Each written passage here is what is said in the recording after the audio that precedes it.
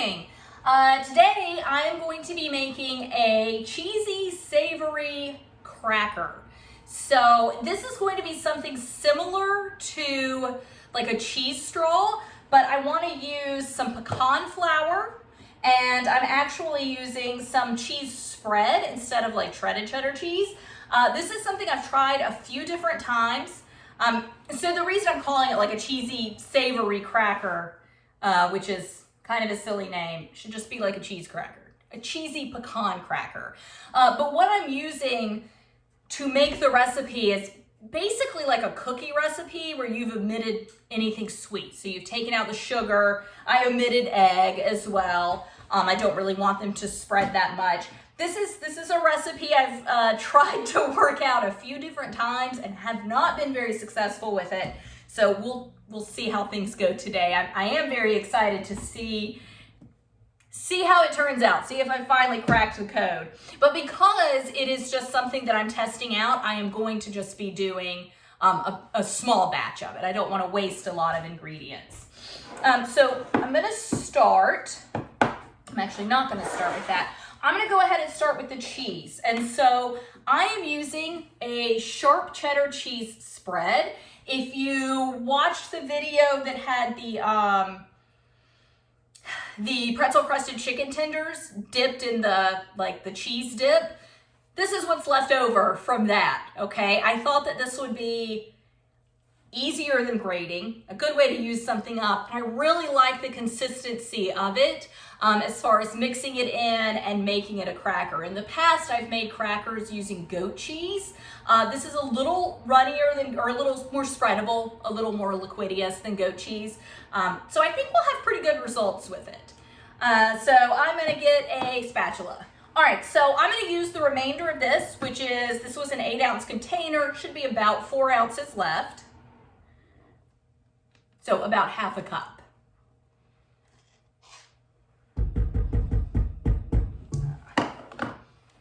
Put this on.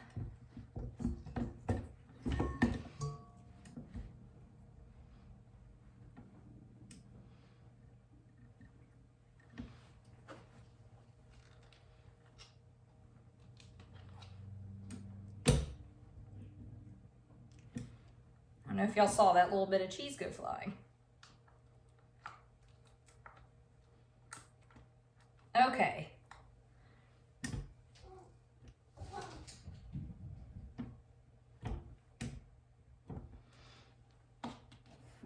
All right, set that aside. And now I want to do about a 1/4 cup of butter, right? No, I'm sorry, a 1/4 stick of butter, which is going to be about 2 tablespoons.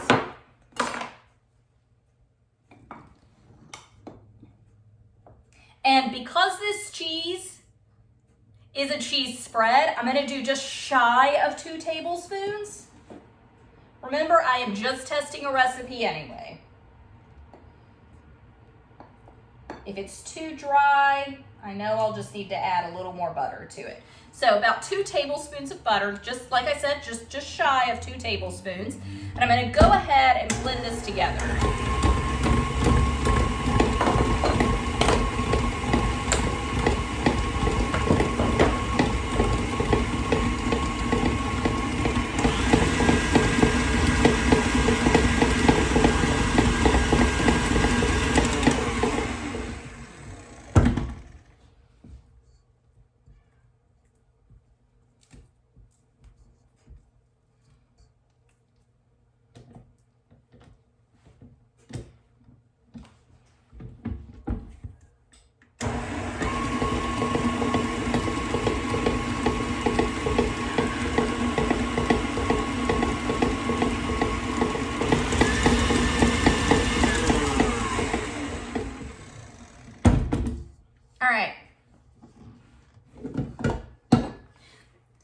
So it's all just one kind of cohesive glob. I don't see streaks of butter. Those were both at room temperature, so I would expect it to blend up pretty well. Next, we're going to start adding our dry ingredients.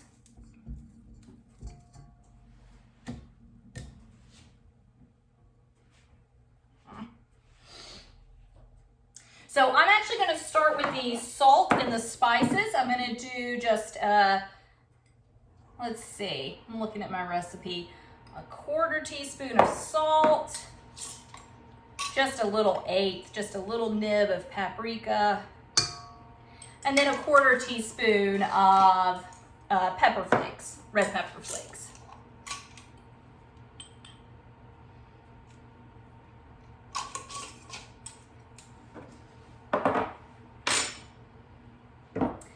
Then I'm going to do half a cup of, timer went off, half a cup of pecan flour. I've never seen pecan flour in the store. What this is just pecans that I put in the blender. You can see they're ground up. There's some that are a little coarser than others, but for the most part, it looks about like almond flour. So I just stuck these in the blender and ground them up. And I just want to measure out, it looks like I have about half a cup, but yeah. Oh, there we go. Just enough. Like I said, I've tried this recipe a few different times.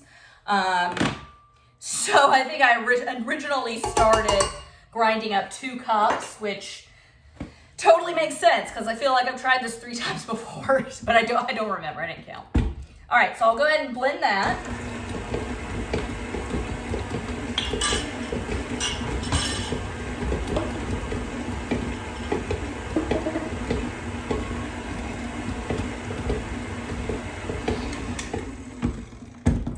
Give it a scrape. This doesn't need to, well, no, it does. I'm gonna totally blend this together. Because you can keep blending this. There's no gluten in it, right? I haven't added the flour yet. So whenever you're blending, you know, a cake, crackers, cookies, whatever it is, and you can mix as much as you want before you put the gluten in it. But once you get that flour in, the gluten starts to develop, and that's when your cookie or your cake could become tough if you over blend it.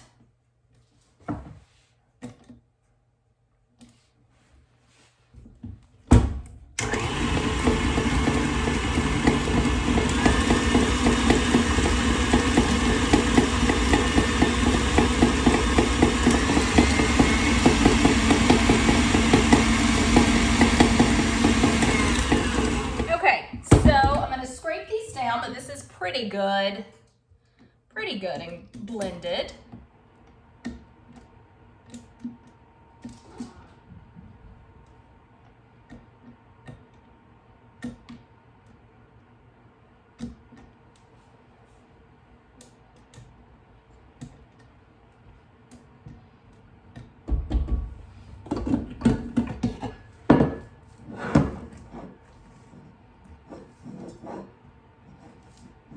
So here you can see how it's all totally blended together. You see little flecks of the pecan flour.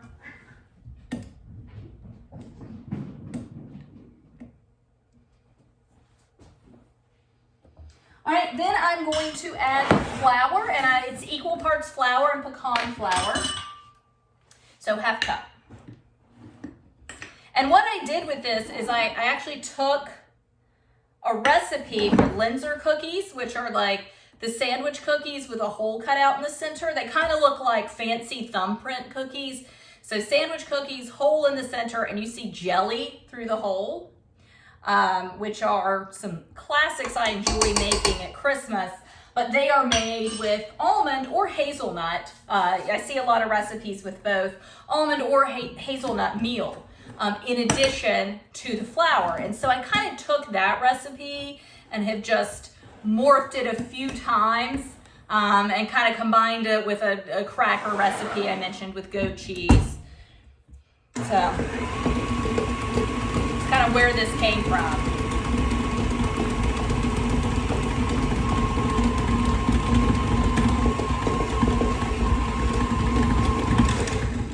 You're really just looking for it to just come together, okay?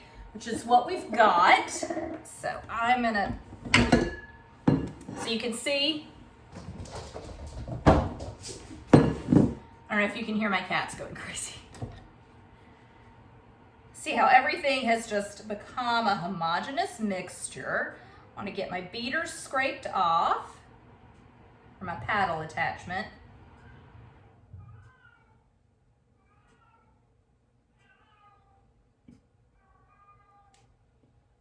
Okay, so what I need to do now, just like when you're making cookies, they need to go in the refrigerator. So I'm gonna shade these into a log.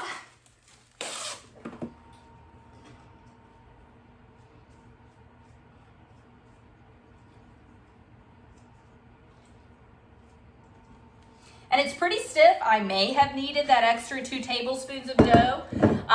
Right now, it feels okay. Cracker dough is a little like stiffer than cookie dough is, in my experience anyway. I have not made a lot of crackers, but when I have, the dough is a little stiffer, so I'll wait. If they taste too dry, which they should taste a little dry, if you've ever had a cheese straw, it's a fairly dry cracker.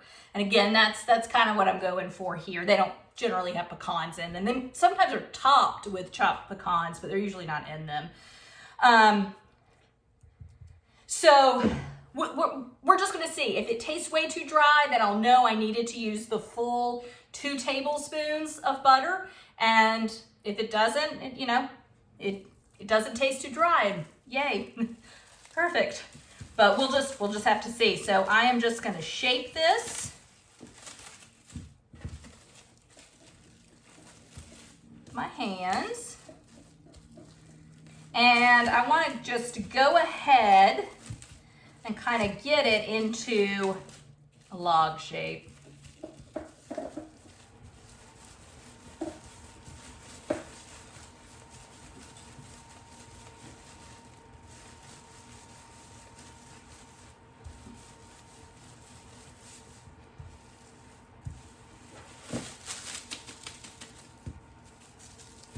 Want it a little thinner. If you were making like slice and bake cookies, this doesn't have a leavener. There's no baking soda, no baking flour, or baking powder, excuse me, no egg. So no leavener in this. So it shouldn't really spread out any. But even though it's not going to spread out, I still, it's a cracker. I really just want 1, maybe 2 bites of it, right? So a little small, like a cookie is fine to have several bites of, but a cracker, you just really want 1 or 2. So I do want to make it thinner than I would make a cookie.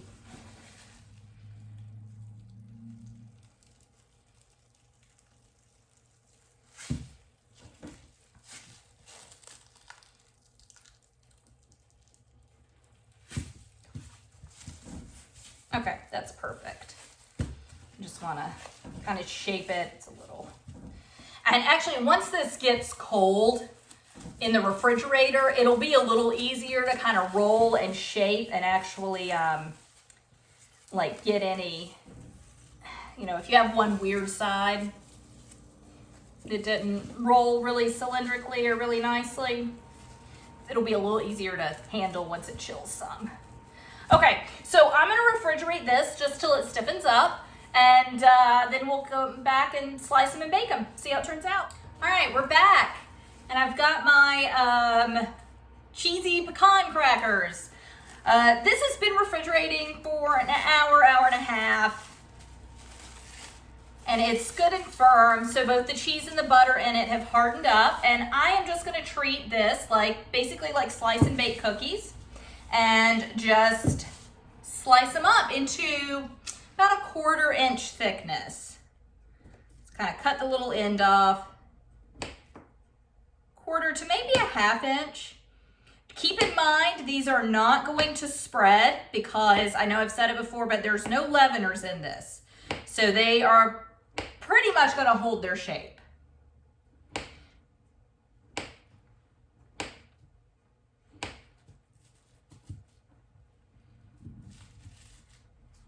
When you're cutting like a log of dough like this, you sometimes want to flip it and kind of smush it on its side. The pressure of applying your knife to it tends to make the bottom kind of flatten out. Like you can see this one, you can see how that bottom is getting flat. So I just kind of push it over, smush it a little, back into a circle, and I'm getting circles again.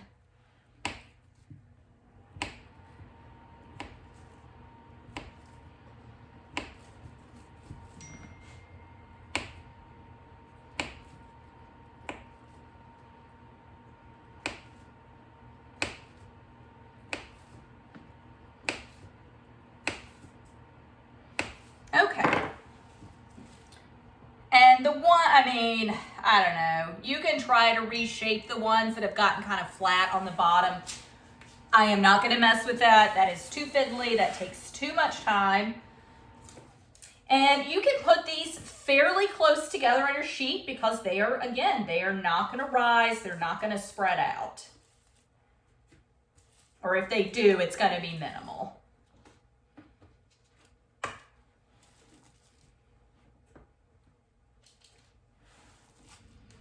Wow, this made so many more than I was expecting. These are a little bit smaller than I had in mind, so I didn't need to roll my log quite as thin. But still, I'm really impressed with the number I'm getting here.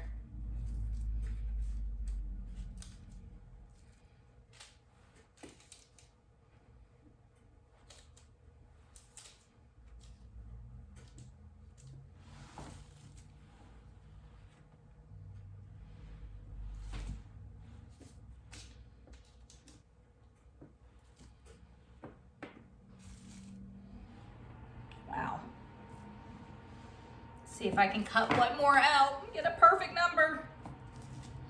Ah!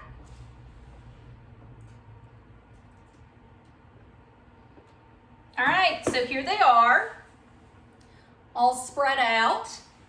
I am gonna cook these. Let's see, what did my directions say?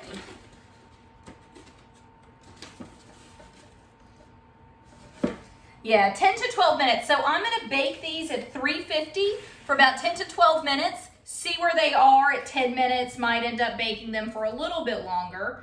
And then we'll be back and I'll let you know how everything comes out. Okay, so we're back. I've got my crackers all cooked up. As you can see, they didn't spread out at all. They look great. So I just need to taste them. So I'm gonna take this smallest little one. Oh, and they're good and like browned on the bottom.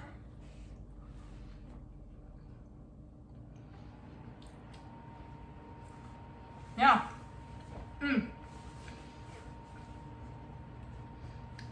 It's very good. That's very good. Yay. I've tried this several times, so I'm really happy to finally have something that works. It's nice and cheesy. It is a bit dry. I would not add, we debated I debated adding more butter. I wouldn't add any more because it is a cracker. It's not a cookie, so you want it to be a little crumbly and dry. It definitely tastes cheesy, but you really taste the pecan in it. And the pecan is awesome because it baked in the oven, so it's like a toasted pecan now. That is really, really good. I knew I would eventually get it right. It just took a few tries, but that is great. So, yay, I can write up a recipe for that. Thanks for joining me. Bye.